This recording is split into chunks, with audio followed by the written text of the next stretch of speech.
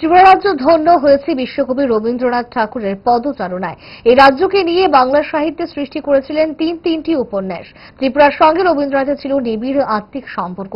আজ আগরতলার মুক্তধারায় বললেন মুখ্যমন্ত্রী ডক্টর মানিক সাহা। ত্রিপুরাতে উনি তিনবার এসেছিলেন, 7 বার এসেছিলেন এখানে, এবং তিনটি উনি সাহিত্য কালজয়ী যে সৃষ্টি, রাজর্ষি এবং মুকুট এবং বিসর্জন আমরা সবাই জানি। তাতে করে সারা পৃথিবীর মধ্যে এখনো যখন মানুষ এগুলো পড়ে, ত্রিপুরাকে নিয়ে সবাই জানতে পারে, বুঝতে পারে।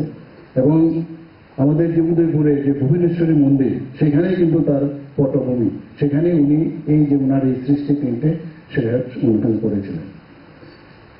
চারিপাশের যে প্রকৃতি, আমরা প্রকৃতিকে দেখি, এখনো অনেকে সেইভাবে চলার চেষ্টা করেন, যেখানে গাছপালায় হোক, নদী নালাই হোক, পশু পাখি, সাগর মহাসাগর এবং মানুষের যে চরিত্র এবং প্রকৃতির যে তিক্ত সত্যকে অনুভব করে, তার উপর তিনি কিন্তু ওনার কলম শুরু করেছেন। আমরা সর্বক্ষেত্রে সেই ফিলিংসটা আমরা কিন্তু পাই।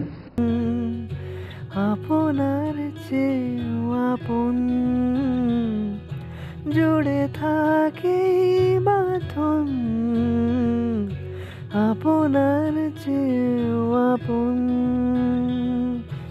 আপনার চেয়েও আপন, স্বর্ণ কমল